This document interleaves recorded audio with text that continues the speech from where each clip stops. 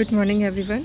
I hope आप लोगों ने अपने सारे काम कंप्लीट कर लिए होंगे, क्योंकि ये बेस्ट टाइम है समर के लिए अपने गार्डन को रेडी करने का। उसमें सभी काम प्रॉपर तरीके से कर लीजिएगा, चाहे वो रूट फिलिंग हो, चाहे वो मल्चिंग हो, चाहे वो प्रूनिंग हो, क्योंकि इसके बाद इतनी तेज़ गर्मियाँ पड़ेंगी कि आप जो भी काम करेंगे उसमें आपको थोड़ा बहुत आपके पौधों को नुकसान हो सकता है। रेगुलर शेयरिंग कर रही हूँ और काफ़ी सारे लोग बहुत एक्टिव हैं, काफ़ी सारे लोगों को टाइम नहीं है। जो एक्टिव हैं उनका गार्डन हमेशा कलरफुल रहेगा, और जिनके पास टाइम नहीं है उनके लिए मेरे पास अब कुछ भी नहीं कहना है मुझे। आज एक टिप शेयर कर रही हूँ आपके साथ में कि देखिए, जब भी हम लोग कोई भी चीज़ नई शुरू करते हैं तो थोड़ी बहुत दिक्कत आती है।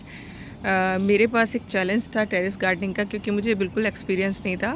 पहले मैंने हमेशा ही ग्राउंड फ्लोर पर गार्डनिंग की थी।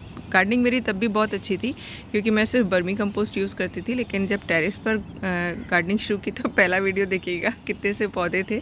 शुरुआत की, लेकिन पहले दिन से ही किचन वेस्ट और लीफ कंपोस्ट का कॉन्सेप्ट बिल्कुल क्लियर था कि उसी में पौधे लगाने हैं।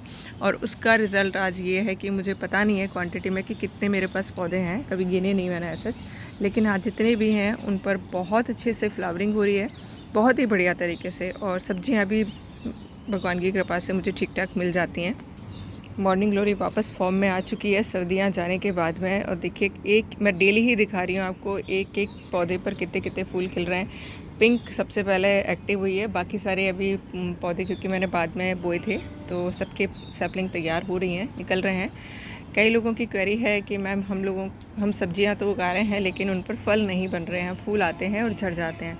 तो पहली चीज़ पानी बैलेंस करिए, दूसरी चीज़ खाद प्रॉपर दीजिए। अगर आपने पॉट फिल मेरी तरीके से कर रखा है तो बिल्कुल भी चिंता मत करिए, हो सकता है थोड़े दिन का वेट कर लीजिए, बस पानी बैलेंस करिए। पौधे को थोड़ा सा शौक में जाना भी ज़रूरी होता है, क्योंकि हम जब पानी लगातार देते रहते हैं तो पौधा लीव्स निकालता रहता है या फूलों को जड़ाता रहता है। चाहे तो आप प्रैक्टिकल करके देख लीजिएगा, कई सालों का एक्सपीरियंस हो गया है टेरेस पर, इसलिए मैं ये चीज़ दावे के साथ अब कह सकती हूँ। मेरे यहाँ पर फ्लावरिंग इतनी अच्छी क्यों होती है, क्योंकि खुले आसमान के नीचे पौधे हैं, कोई नेट नहीं है, कोई नेट की सुविधा नहीं है, मतलब मैं लगा नहीं सकती नेट। तो पौधे क्या बीच बीच में शौक में जाते रहते हैं। जैसे दोपहर में तेज़ धूप पड़ गई तो पौधों में पानी की कमी हो जाती है, और जैसे ही पानी की कमी होती है फ़ौरन कलियाँ प्रोड्यूस कर देता है पौधा बीज बनाने के लिए। ये एक सिस्टम होता है, इसको जिस दिन समझ लिए आपकी बहुत आसान हो जाएगी बागवानी। और अब आपके साथ शेयर करती हूँ एक टिप। बहुत सारे लोग हैं जिनको मेरा वो कॉन्सेप्ट बहुत अच्छा लगता है, जो मैं वन पॉट मल्टीपल प्लांट्स लगाती हूँ, लेकिन उसमें आपको एक चीज़ ध्यान रखनी पड़ती है।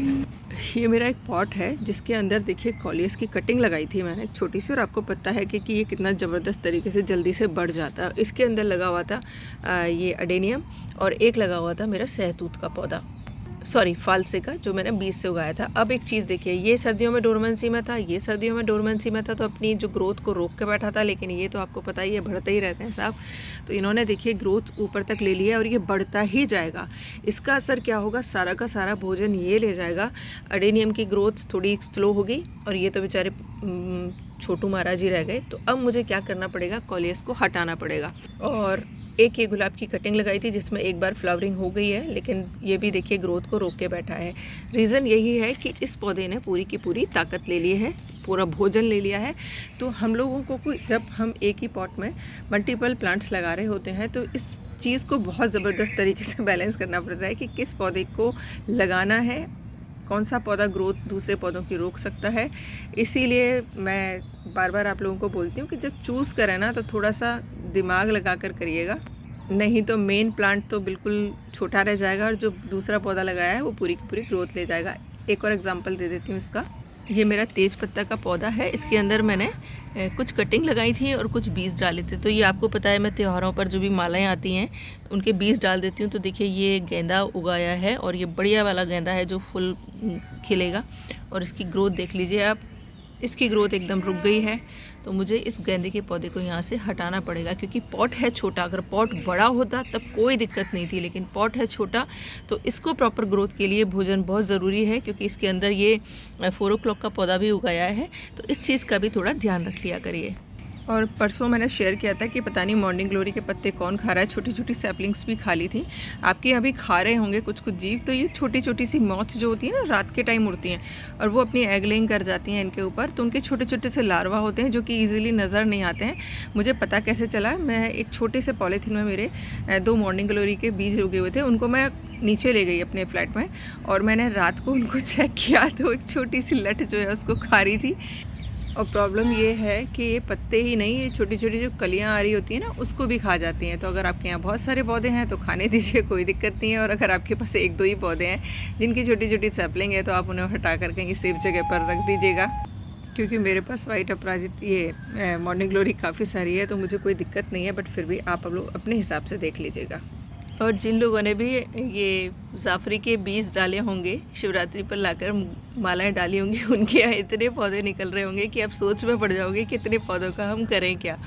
तो एक पॉट में एक एक पौधा रखिएगा, बाकी हटा दीजिएगा, अड़ोस पड़ोस में या पार्क में लगा दीजिएगा। क्योंकि ये जो पौधे तैयार होंगे ना, आने वाले सीज़न में आपको बहुत सारी कटिंग लगाने के लिए तैयार हो जाएंगे। हो सकता है फूल आ जाएं, हो सकता है फूल ना आए, लेकिन आपके लिए जैसे ही बारिश का मौसम आएगा मल्टीपल प्लांट्स लगाने के लिए पौध तैयार हो जाएंगी। और ये देखिए अगेन वही पूजा के फूलों से देखिए कितना बढ़िया फूल खिलकर आ रहा है। तो इस तरीके से लो बजट गार्डनिंग करते रहिए। 8 बजे के आसपास लाइव आऊँगी यूट्यूब पर, तो प्लीज़ ज्वाइन कर लीजिएगा अगर आप इंटरेस्टेड हैं तो। बाकी आपकी मर्ज़ी है। Thank you for watching. Channel पर बने रहिएगा। अगर जैविक तरीके से बागवानी करनी है तो बायो एंजाइम ज़रूर बना लीजिएगा। जिनको नहीं आता है वो कमेंट बॉक्स में लिंक रख लीजिए, पूरा लिंक है, पूरे प्लेलिस्ट है, वो दे दूँगी। कोई भी कन्फ्यूज़न होगा पूछ लीजिएगा। Thank you once again. Low budget gardening करनी है तो ये तरीके आपको अपनाने ही पड़ेंगे।